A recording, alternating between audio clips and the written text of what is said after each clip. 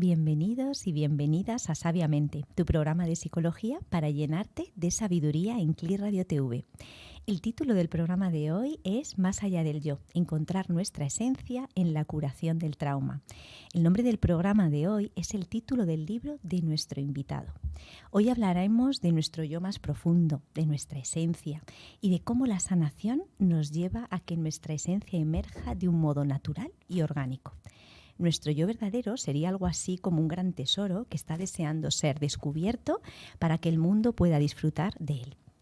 Hoy descubriremos todo esto y es un verdadero honor contar con nuestro invitado de honor. Es Mario Salvador, el autor de Más allá del yo. Sé que muchos de vosotros y de vosotras ya le conocéis y estabais deseando escucharle.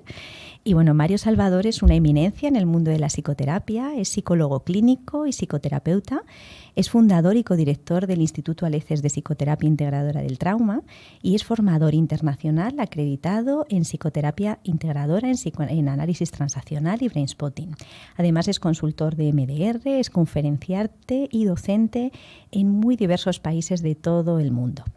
Es director y profesor principal en el Seminario del Desarrollo Profesional, Integración y Reprocesamiento del Trauma del Instituto Aleces y en él acompaña multitud de profesionales de la psicoterapia, tanto psicólogos como a psiquiatras, a desarrollar una mirada más profunda e integradora de nuestro sistema psíquico. Además, es autor de diversos artículos en el área de la psicoterapia y el tratamiento del trauma y es el autor del libro que hoy vamos a hablar mucho de él, Más allá del yo. Una joya para profesionales de la salud y para el público en general que quisieran conocer algo más sobre las profundidades de la mente humana. Bienvenido, Mario. Muchas gracias, Paula, por traerme de nuevo este maravilloso programa que estáis haciendo y que, bueno, pues ayuda a toda la sociedad a adquirir un poco más de cultura emocional y de bienestar, ¿no? Muchas gracias. Bueno, es una maravilla tenerte aquí. Hoy estaba muy feliz pensando en escucharte, ¿no? Y en seguir aprendiendo de ti. Te he escuchado muchas veces, pero tengo muchas ganas siempre de escucharte, así que disfrutaremos mucho de escucharte la audiencia y yo. A mí me gustaría, como hemos hablado un poco y yo ya me he leído muchas veces, ¿no?, tu libro y lo he releído y he disfrutado de él en la profundidad. Hemos explicado un poco en la introducción que el arte de la sanación, de alguna manera, o sea, sí, la psicoterapia, sería como un camino para encontrarse con ese tesoro, ¿no? El tesoro mejor guardado que tiene el ser humano, que sería nuestro verdadero yo. Y quizá para algunas personas que nos escuchan, Mario, había pensado que a lo mejor no entienden por qué justo la curación del trauma nos lleva a encontrarnos con nuestra esencia. ¿Nos podrías contar un poco esto para que puedan comprenderlo en profundidad? Bueno, sí, voy a expresarlo en dos partes, ¿no? Lo primero es que antes de que cada uno de nosotros, pues, respondamos a un nombre al que respondemos, ¿no? O a las ideas a las que respondemos de nosotros mismos, ¿no? Si somos guapos, altos, feos o inteligentes o no, porque todo esto lo vamos adquiriendo, ¿verdad? Pues antes de esto, que son ideas, conceptos, creencias que vamos adquiriendo sobre lo que somos en relación con nuestras experiencias, pues ya somos, ¿verdad? Uh-huh. Cualquiera de nosotros, si hubiéramos nacido en otra familia, en otro país, en otra cultura, en lugar de cristiana, musulmana, etcétera, etcétera, pues estaríamos respondiendo a ideas del yo diferentes, ¿verdad? Así que esto que vamos adquiriendo no es lo que realmente somos. Antes de todo ello, antes de entrar en relación con todas estas experiencias, somos. Uh-huh. Esto llaman las tradiciones espirituales pues la esencia de lo que somos, ¿verdad? Todo esto que somos más allá de las experiencias que ya hemos vivido, más allá de las ideas, los constructos, los nombres, las definiciones, las etiquetas que nos hayan puesto otros seres humanos en nuestras relaciones. Entonces, esta es una idea, ¿no? La otra es que muchas veces nos tendríamos que preguntar, bueno, ¿y para qué sufrimos, no? Uh-huh. Bueno, pues yo creo que simplemente esto forma parte de la condición de la vida, ¿no? Y en parte forma parte de la condición de la vida porque vivimos en culturas traumatizadas donde nuestros progenitores, cuidadores o educadores, pues a veces nos hacen daño, ¿no? Y no creo que nos hacen daño de una manera intencionada. siempre es de una manera inconsciente y siempre es porque a su vez ellos son dañados, están dañados, ¿no?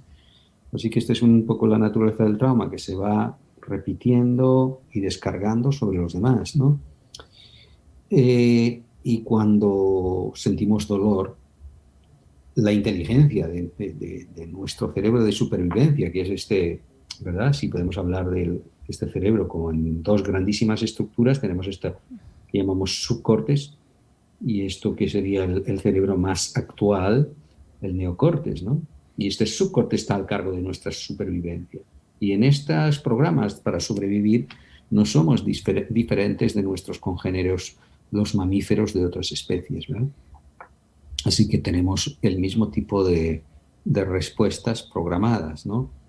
¿Y a qué venía esto? Pues viene a que una manera en la que reaccionamos al dolor es huyendo de él, escapando de aquello que nos hace daño, que nos duele, ¿no? Y esto lo vamos a hacer con nuestro dolor emocional también, ¿verdad? Normalmente no queremos sufrir, claro, lógico, ¿no? Lo que pasa es que cuando ya hemos sufrido y todos estos recuerdos del sufrimiento están ahí, están en nuestro cuerpo y esto es inevitable e inescapable, luego no queremos enfrentarnos a él, ¿no? ¿Verdad? Huimos. Y esta es la razón por la que ese sufrimiento que alguna vez hemos vivido, pues a veces sigue condicionando nuestras vidas, ¿no? Entonces lo que necesitamos hacer es volver, como diría Pierre Janet, que es un autor que me gusta y me inspira, ¿no? Es volver a poseer nuestras experiencias, habitarlas, ¿no? Porque son nuestras, cuentan nuestra historia, ni más ni menos, ¿no? Y como dice también Thich Nhat Hanh, que es un maestro espiritual al que sigo, no hay loto sin lodo, ¿no? En nuestra cultura queremos el bienestar, queremos la felicidad, queremos las flores, ¿no? Y la flor de loto es bien representativa de esto, ¿no? Porque es hermosa, muy hermosa, ¿no? Pero nace del fango, del lodo, ¿no? Si no quisiéramos el fango y el lodo del que emerge, pues tampoco tendríamos el loto, ¿no? Y esto pasa con nuestro bienestar y nuestro crecimiento emocional y espiritual, ¿no? Que mirando nuestro sufrimiento, mirándolo con cariño, pues emergerá una dimensión más elevada como seres humanos, ¿no? Cualidades como la bondad, el amor, la generosidad, el altruismo, la solidaridad. Todo esto viene especialmente en aquellas personas que, habiendo sufrido, pues han mirado de frente y con amor y con compasión su propio sufrimiento, ¿no? Porque es parte nuestra, cuenta lo que hemos vivido, ¿no? Es como si de alguna manera, Mario, esa semilla, ¿no?, de ese loto estuviese ahí y que realmente necesita simplemente crecer, ¿no? Y ser lo que al final es, ¿no? En las condiciones, ¿no? Bueno, efectivamente, ¿no? Todos, si nosotros nos miramos en nuestra naturaleza de bebés, y todos hemos sido bebés, nadie diríamos que hay un bebé que no es digno de amor, ¿no? Esto sería una cosa un poco loca, ¿verdad? Ahora, este bebé, o el bebé que fuimos, pues ha pasado por la vida, ¿no? Y depende de quién le ha tocado y lo que le ha tocado y cómo le han tocado, ¿verdad? Que luego, pues puede tener como humanos podemos tener estas ideas o podemos desarrollar, pues realmente el sufrimiento no procesado ni elaborado, pues puede desarrollar conductas muy disfuncionales, muy desadaptadas, ¿no?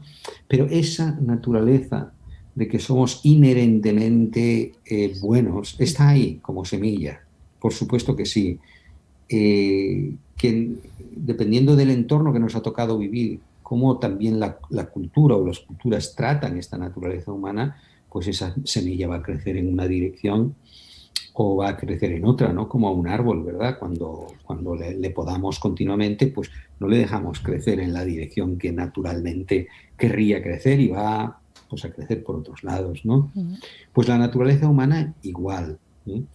O sea que he llamado a mi libro Más allá del yo porque desde esta dimensión de consciencia, porque es un estado de conciencia, pues hemos de mirar estas ideas del yo que hemos construido y que acarrean pues sufrimiento que no ha sido curado y procesado, ¿verdad?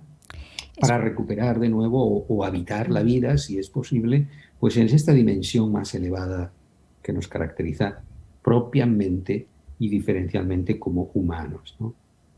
Estaba pensando justo en esto, Mario, que decías, y cómo hay muchas personas que vienen a la consulta o niños que podemos ver, ¿no?, en nuestra vida cotidiana, que se identifican en muchos momentos con el propio trauma, ¿no? Y que lo que sienten es que ellos no tienen nada bueno, ¿no? O que realmente ese yo, ¿no?, del que estamos hablando, esa semilla, que no tienen una semilla buena, ¿no?, de alguna manera. Creo que tu libro lleva justo a esto, ¿no?, a que la gente pueda entenderse mucho más, profundizar en esto y emerger como son, ¿no?, verdaderamente, porque a lo mejor no han podido ser nunca como verdaderamente son. Sí, espero que sí. Yo, de hecho, en el capítulo 1, que lo dedico a la aventura de llegar a ser como somos, pues lo dedico a hacer una descripción de cómo los vínculos interpersonales y las experiencias, la calidad de las experiencias que vivimos en estos vínculos, especialmente los vínculos primarios con los cuidadores primarios, que son normalmente el padre y la madre, o aquellos que hayan hecho estas funciones, pues vamos adquiriendo y respondiendo a esta idea, ¿no? Que es una idea, yo diría, prestada, porque no nacemos con ella, ¿verdad?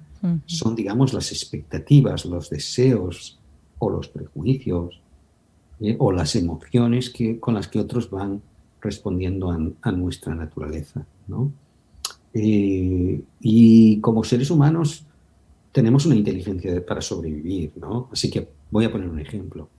Si un niño o una niña, pues sus cuidadores le están diciendo continuamente, eres malo si esto, eres malo si lo otro, eres malo si más allá, eres malo, y le retiran el amor, y este es uno de los castigos más duros con los que podemos responder a un niño, si el papá o la mamá le castiga con una retirada del amor, porque este amor es un alimento indispensable para la supervivencia, no de la misma naturaleza que el alimento físico, ¿no?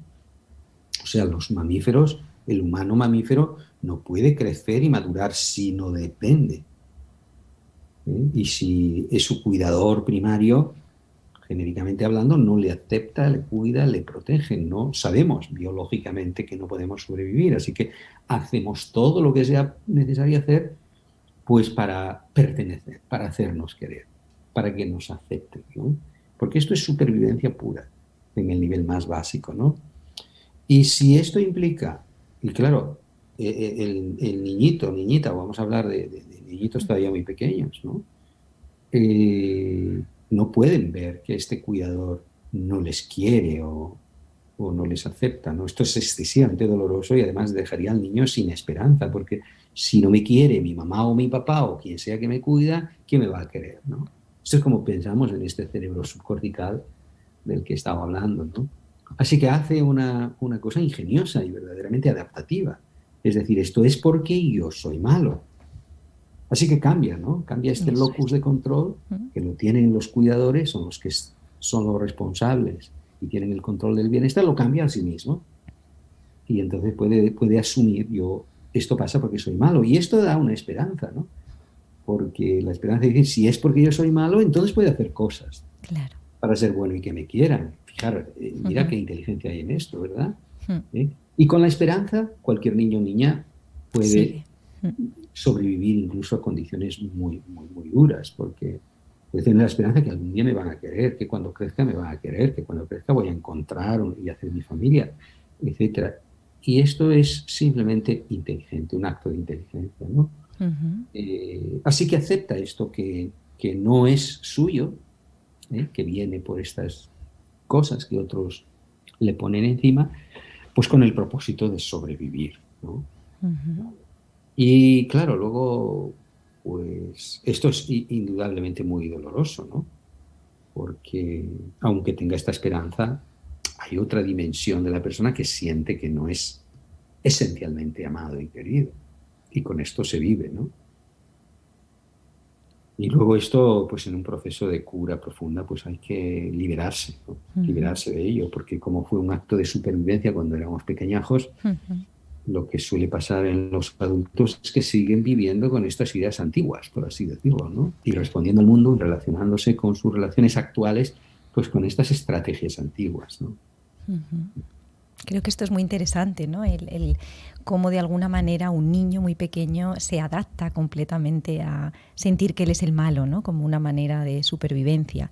Y además de eso, Mario, cómo en un momento determinado la mirada del adulto, cuando el adulto mira una reacción a lo mejor de rabia de un niño, ¿no? Como algo que eres malo, ¿no? De alguna manera, en lugar de verlo, ¿no? Como algo realmente protector, ¿no? Para ese niño. Ha sacado la rabia, se está defendiendo, pues como si viésemos a un gato, ¿no? Que nos acercamos a él y efectivamente bufa, ¿no?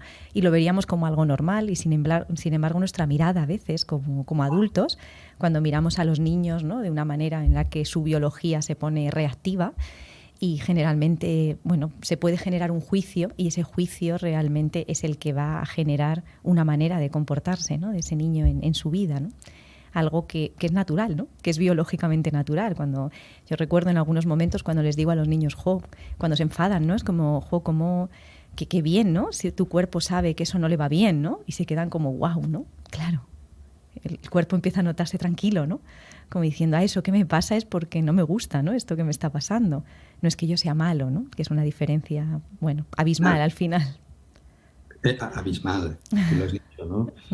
Porque algo que es un programa biológico con el que venimos equipados todos los mamíferos, que es la rabia para autoafirmarnos, para defendernos, ¿no?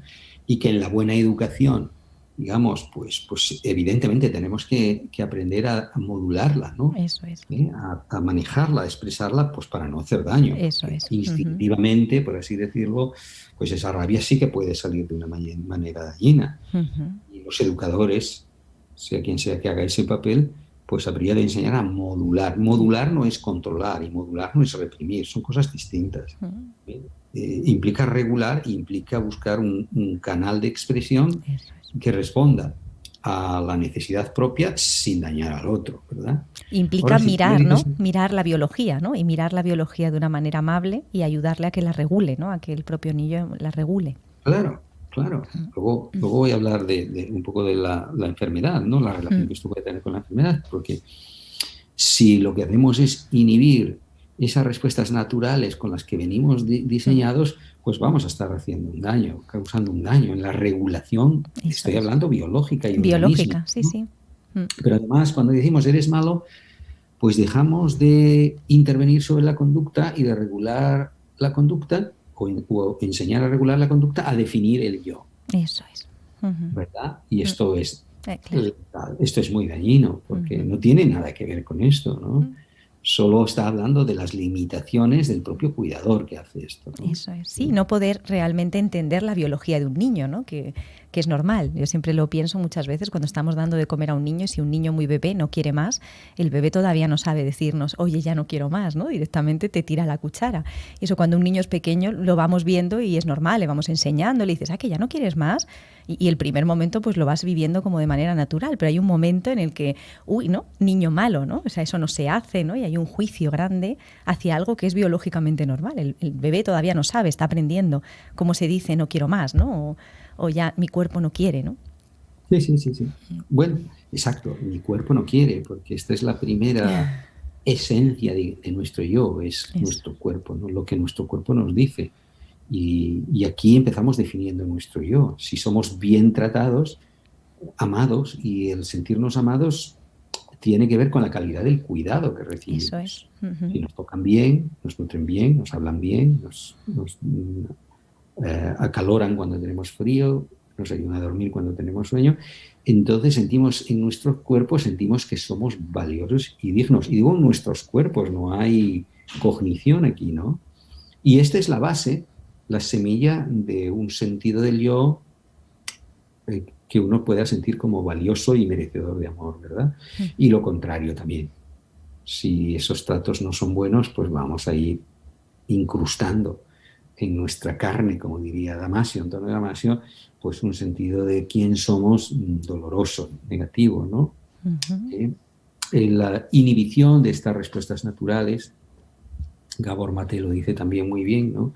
Como tenemos dos necesidades básicas, la de la aceptación, la de pertenecer a nuestro clan, porque no podemos vivir fuera de él, y la de la autenticidad, la de ser quien somos, ¿no? Pero la primera, la de pertenecer, es más primaria. En términos de supervivencia, para un niñito muy pequeño es vital e importante. Y si el niño tiene que sacrificar esa autenticidad para pertenecer, lo va a hacer. Y va a crear problemas, ¿no? Vamos a crear probablemente ya empezar una división interna, ¿no? Entre una dimensión de ese yo que se adapta a lo que otros esperan y quieren y otra dimensión más legítima, auténtica del yo que queda Oculta, enquistada, claro. apartada, ¿no? Porque no es aceptada.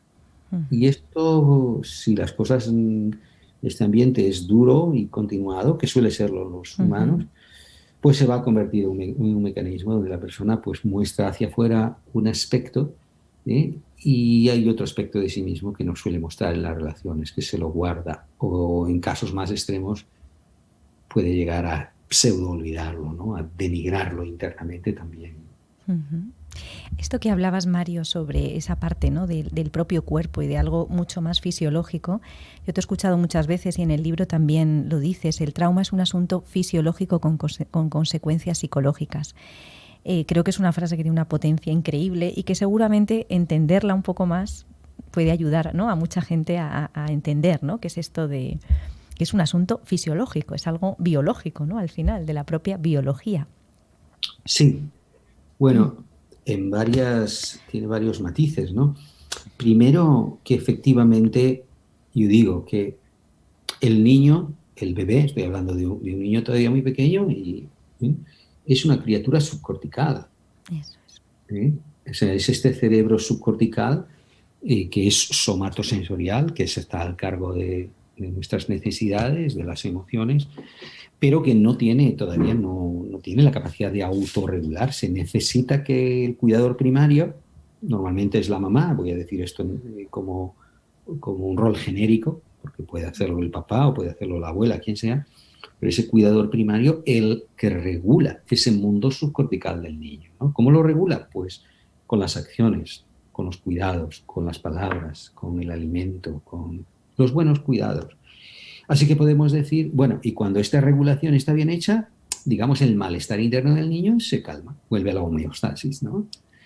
Así que podemos decir con toda legitimidad que el regulador bioquímico del mundo interno del niño es este cuidador primario. Y lo subrayo, el regulador bioquímico, porque en nuestra cultura nos hemos olvidado de esto, ¿no? Sí. Hemos olvidado el papel que tienen las buenas relaciones en la génesis de las hormonas del bienestar, como la dopamina, la oxitocina, la prolactina, y lo hemos empezado a sustituir por fármacos legales y a veces no tan legales, y otro tipo de adicciones, ¿no? Eso es. Para incorporar estos dopaminérgicos que nos hacen sentir bien. El problema de esto es que cuando estas hormonas del bienestar se toman por una vía externa, nunca se generan en nuestra propia biología, porque se generan en los vínculos humanos seguros y amorosos, ¿no? Que es lo que va a crear las conexiones neuronales, que luego son como esos caminos, ¿no? que vamos a ir creando como naturales. Exacto. Entonces, es estas relaciones primarias en las que vamos aprendiendo a modular, a dar nombre a las sensaciones que sentimos, y a las sensaciones son señales de cómo está nuestro cuerpo, ¿no? Nos informan de si estamos bien, mal, tenemos hambre, sueño o lo que sea, ¿no? Pero cuando son bien respondidas, pues vamos aprendiendo a conectar estas señales físicas, que esto es neurológico, con un significado emocional, una acción hacia el exterior, una anticipación de una acción que viene del exterior, y cuando esta acción viene del exterior, calma y resuelve, pues todo se vuelve en paz, se vuelve al bienestar. Así que vamos construyendo redes neuronales que conectan este mundo de señales y sensaciones internas con acciones hacia el mundo externo y predicciones de acciones del mundo externo hacia nosotros y un resultado. Y lo mismo pasaría en el caso de que el trato sea frustrante, ¿no? Si es continuado, pues se crean. O sea, son las relaciones las que van configurando nuestra arquitectura neurológica y nuestra arquitectura cerebral, ¿no? Y esto está bien investigado, no es una opinión. Hay muchísima investigación que apoya esto. Todo esto está en tu capítulo 2, en cómo no los vínculos humanos moldean la arquitectura cerebral. Exacto. Ujú, Ahí explico cómo nuestro sistema nervioso, ujú, y esto nos lo ha enseñado el doctor Stephen Porges en su teoría polivagal, ujú, en los mamíferos primero buscamos la regulación con otro congénere. Siempre pongo el ejemplo, vamos en un avión y las cosas se ponen, las turbulencias se ponen muy, muy, muy, muy duras y tenemos miedo y normalmente buscamos la cara del personal de cabina, ¿no? Si este personal de cabina está calmo, sereno, nos habla en un tono de voz mm, alineado con su expresión facial, mm, bueno, nuestras tripas se sí. calman por lo menos lo suficiente como para no volvernos histéricos y Ujú, saltar por allí, ¿no? Aunque tengamos miedo, bueno, esta autoridad nos ha regulado. Cuando no funciona esta regulación con el otro, entonces nuestro sistema nervioso va a poner en marcha otros mecanismos, ¿no? La lucha, ujú, la huida, que son respuestas activas ante el peligro, ¿no? Pero si estas tampoco funcionan, entraría en marcha un tercer sistema, que es la parálisis y la congelación. ujú. Hacernos invisibles o hacernos el muerto o quedarnos paralizados de terror, ¿no? Esto es cómo funciona jerárquicamente nuestro sistema nervioso. Y esto depende, insisto, mucho de si el ambiente externo, y esto incluye las relaciones con los demás, es seguro o es peligroso, ¿no? Mm, Así que todo empieza en una dimensión neurológica y biológica. ujú. Y otra cosa, Mario, que tú hablas mucho en el libro, cómo cuerpo y mente tienen esa capacidad innata de sanación. ¿Cómo es eso? ¿Cómo podemos ayudar también a la audiencia para que sepan, ¿no?, que tienen una sabiduría innata de sanación? Bueno, sí, en el modelo de trabajo terapéutico que nosotros enseñamos, precisamente vamos enseñando esto, ¿no? Y he dicho antes que este cerebro subcortical de supervivencia tiene su inteligencia y la inteligencia es huir o luchar o paralizarse, ¿verdad? Y esto es común a todos los mamíferos. Si vemos documentales de la vida animal, vamos a ver que es común en todos. Ujú, Lucha, huida o parálisis, congelación, hacerse el muerto, ¿verdad? ¿Eh? Y insisto en la palabra inteligencia, porque hay una inteligencia en esto. Y esto sería muy importante que lo pongamos en el conocimiento de todos, ¿no? Porque ahora estamos viendo estas sentencias judiciales por acosos, abusos sexuales, donde se puede condenar o eximir al atacante o incluso a veces incriminar a la propia víctima porque no ha luchado, no ha reclamado, ¿no? cuando lo Y que no se, pasa es que no se entiende la fisiología del no se cerebro. entiende, porque esto es automático, esto Ujú, esto es inconsciente. Es ujú, este cerebro subcortical que lo pone en marcha sin nuestra claro. participación consciente, ¿no? Ahora bien, si luego vivimos, y mira, hay tantas creencias en nuestra cultura, ¿no? Por ejemplo, con la ley de la memoria histórica y otras cosas, no volver a levantar los muertos, no hablar del dolor, mirar para adelante. Hay un montón de creencias que sostienen Claro. que cuando tenemos dolor, llevamos dolor, pues miremos para otro lado. Mm, O que en nuestras relaciones, pues que no hablemos de algo que al otro le puede doler, ¿no? En mm, lugar de quedarnos amablemente con él y sostener, pues que ese torrente de dolor, de tristeza, pueda salir con alguien, ser acogido con alguien y pueda expresar el mensaje que tiene, ¿no? Porque las emociones tienen un mensaje. eso es. Así que si no creamos estos ambientes, pues nos inhibimos. Todo esto no es que desaparezca, simplemente se queda almacenado aquí, Ujú, ¿no? Bueno, estoy hablando de la inteligencia de supervivencia. Y si esto es lo que cultivamos en nuestras relaciones, pues la gente así nos va, ¿no? Vamos divididos por la vida, mm, enajenados, ¿no? mm, Ahora, si realmente queremos este sistema nervioso, este cerebro, tiene la capacidad para curarse a sí mismo, nuestro cuerpo. No estoy diciendo algo que no sabe cualquier tradición humana, ¿no? Porque los animales no tienen veterinarios en el mundo salvaje, y a veces quedan muy mal heridos y cuando se pueden retirar y no les atacan más, el cuerpo empieza a curarse. Y van a el la humano cueva, igual. ¿no? Se van a la cueva y ahí en la cueva se Sí. curan a sí mismos. Y a Mm, los humanos los metemos en una UCI, les damos mm, buenos cuidados y el cuerpo empieza a recuperarse. O sea que eso esto es. está aquí, Mm, ¿no? mm, Es el sistema inmune ujú, es una expresión de esto nada más. mm, Ahora, ¿cómo ocurre esto? Ocurre cuando estamos en supervivencia, digamos, este miedo o la rabia, pues nos inundan, están ocupando todo porque es lo que toca, ¿no? Tenemos que hacer algo sin pensar para escapar. Ahora, si luego seguimos viviendo con esa misma estrategia, malo, ¿no?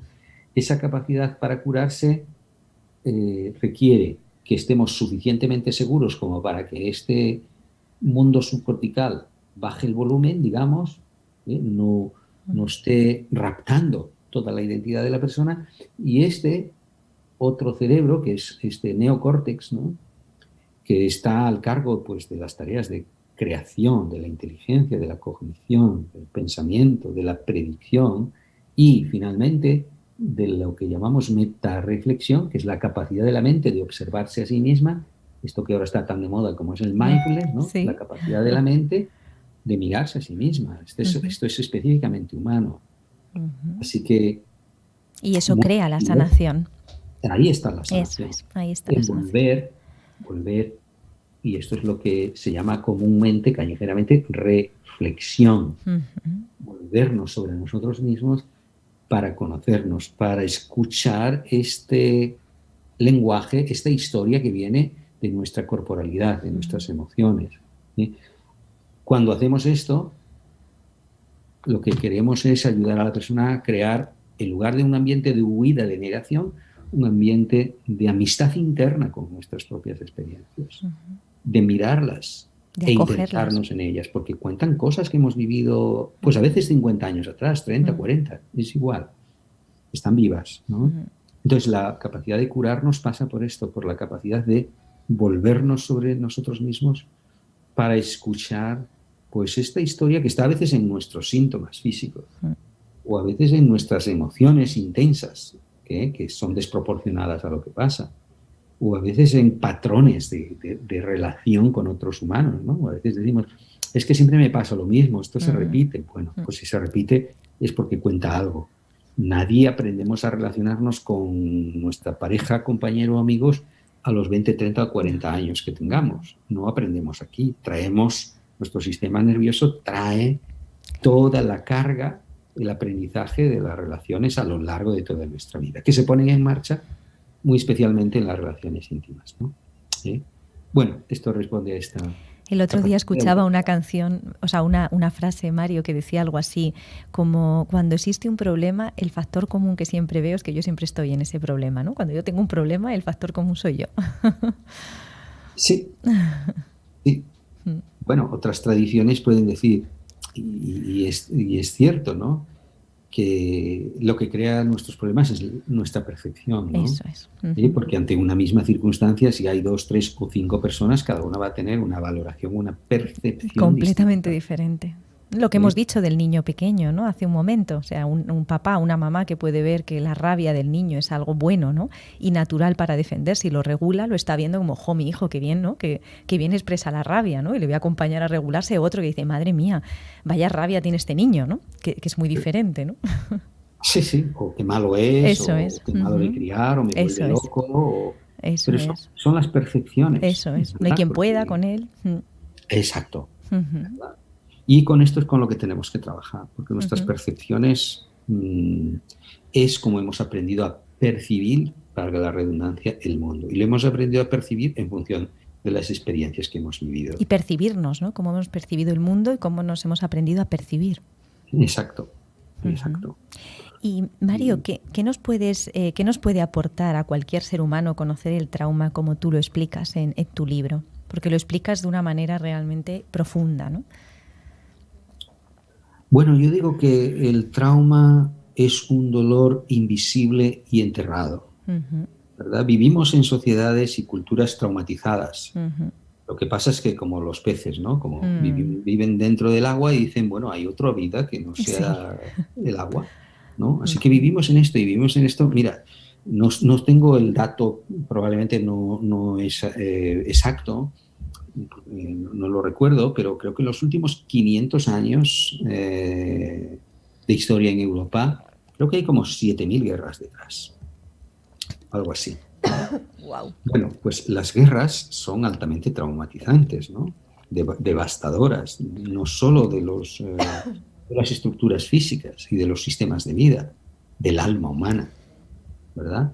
Y después de estas guerras no ha habido nunca tiempos ni conocimiento para dedicarse a reparar el dolor emocional, ¿no? Se reparan las estructuras, se reparan las casas, se restauran los sistemas de creación de alimentos, todo esto sí, y se restauran las heridas físicas. A todo esto ponemos pues urgente atención, porque además es urgente verdaderamente, pero nunca damos el espacio después para reparar la devastación del corazón humano que ha vivido. De las heridas humanas, claro, que están ahí.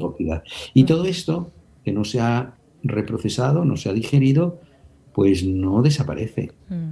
No desaparece. Todo esto va a afectar a la persona que ha vivido todo esto y a sus generaciones subsiguientes. Y vamos arrastrando esto de generaciones, siglos, ¿no?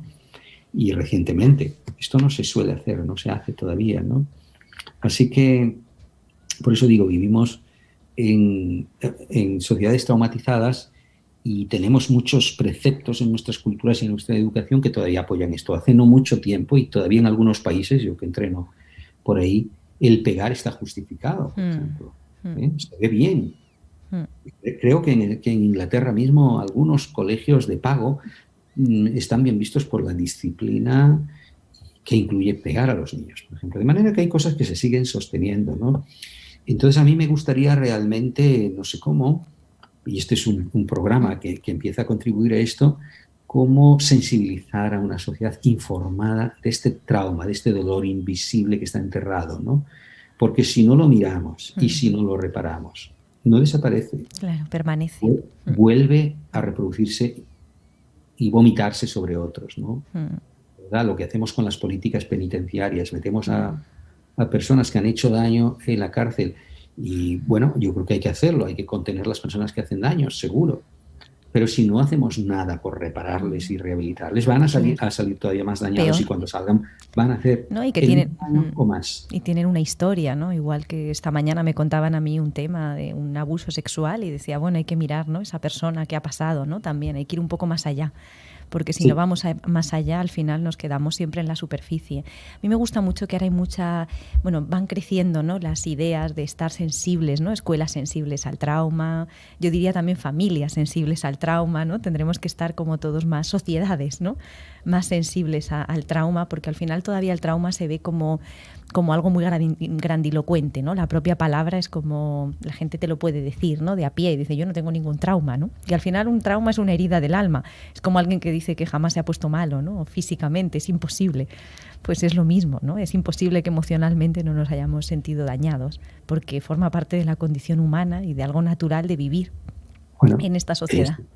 Es imposible, ¿no? Eso es. Mira, desde una experiencia que además fue muy... y es todavía apoyada por algunos expertos, ¿no? De ver a un bebé llorando, ¿sabes? Llorar es un reflejo con el que nacemos para informar a nuestros cuidadores de que acudan a hacer algo porque nos sentimos mal.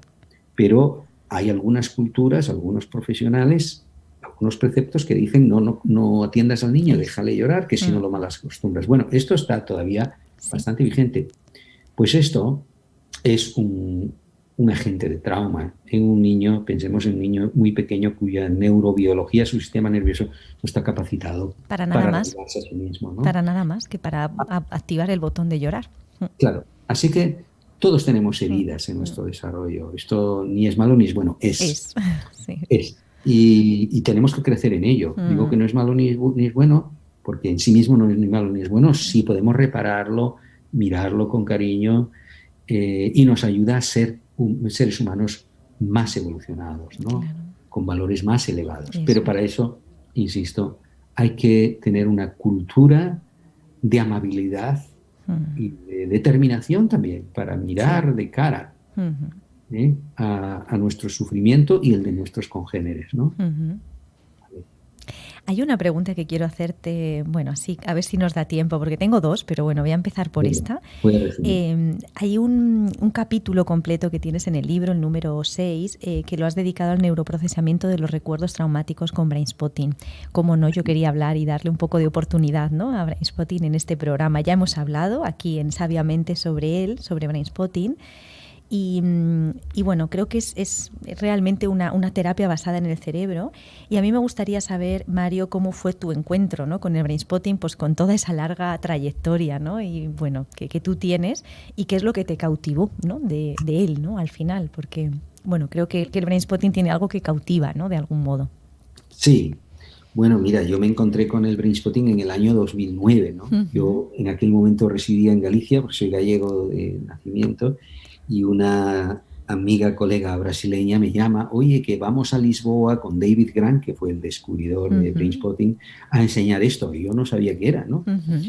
Y como todos, pues si una amiga a la que respetas te dice que viene con algo que es muy bueno y que funciona muy bien, y me dice, ¿quieres organizar algo en España o en Galicia y tal? Digo, bueno, pues si tú me lo dices, pues adelante. Así que en el 2009 pues organicé un primer evento de formación con David Grant, y allá fuimos en Galicia pues como 40 personas. Realmente yo venía de terapias humanistas relacionales y de terapias también neurológicas como MDR, y tenía una perspectiva muy relacional siempre en mi manera de hacer terapia, ¿no? Y MDR me había descubierto una puerta a cómo usar el cerebro en el procesamiento del trauma, pero seguía pareciéndome un poco protocolizado y rígido, ¿no? Y cuando vi a David Gann trabajar, vi muchas cosas que formaban parte de mi quehacer, ¿no?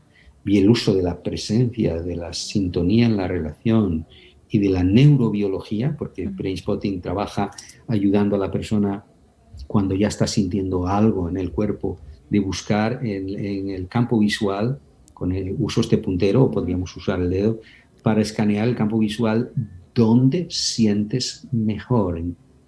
Si miramos a nuestra izquierda o al frente o a la derecha, no vamos a sentir igual esa experiencia que estamos sintiendo. Esa memoria somática al final, ¿no? Es como realmente va a esa memoria que está en el cuerpo. Sí, sí, efectivamente. De manera que tenemos esta capacidad, esta ventana de acceso a esas redes neurológicas y esa experiencia corporal a través de la posición ocular. Y luego invitamos una consciencia en un mindfulness muy enfocado sobre esa experiencia para dejar que hable, que exprese todo, ¿no? Entonces me encontré con esto y realmente me fascinó, porque pude ver pues un modelo clínico muy, muy humano, del uso de nuestra relación para crear este ambiente seguro, y luego ayudar con esta sintonía neurológica de la posición ocular para ayudar al cerebro a encontrar dónde está la herida y a procesarla, ¿no? Y me fascinó, me encantó, porque encajaba como un anillo al dedo en mi quehacer, pero lo llevaba mucho más allá. Y a partir de ello, pues nada, soy entrenador en España y en otros países de esta maravillosa herramienta, ¿no? Aprovechamos aquí también para contar que ahora en septiembre, bueno, en octubre empezaréis ya la formación presencial, ¿no? Vuelve otra vez un poco presencial y online de Brainspotting, que este año hemos tenido un año un poco raro, pero volvemos otra vez a... Bueno, mucha gente está esperando, ¿no? Mucha gente tenemos ahí también en Raíces esperando para que vengan Mario y Carmen a formar a terapeutas de Brainspotting en Madrid o en Barcelona. Y bueno, pues también queríamos un poco hacer un guiño, ¿no?, a todo esto, y toda esa gente que está esperando y que nos escucha, que sepa que ya llega, que va a llegar. Sí, sí, esperemos que lo podamos hacer presencial también, porque añade un plus de conexión humana, ¿no? Eso es. Aunque realmente los formatos virtuales han estado funcionando realmente muy bien también, ¿no? Porque la experiencia de conexión no tiene que ver con la fisicalidad o la carne, tiene que ver con la presencia, ¿no? Con mirar al otro desde el alma, ¿no? Así que podemos ir mucho más allá de esa condición física. Pero bueno, es bien agradable, desde luego, poder encontrarse físicamente, personalmente. Y ya para terminar, Mario, que ya vamos a dar pie a nuestra sección de Bhagavatu dando su nota, ¿hay alguna cosa esencial así que quieras contarnos de tu libro, que hayas querido potenciar o realzar en tu libro?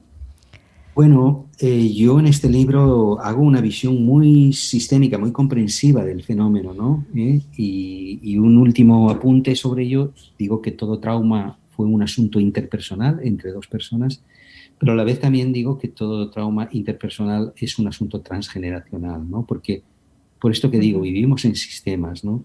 Y me gusta llevar la cura al sistema también, ¿no?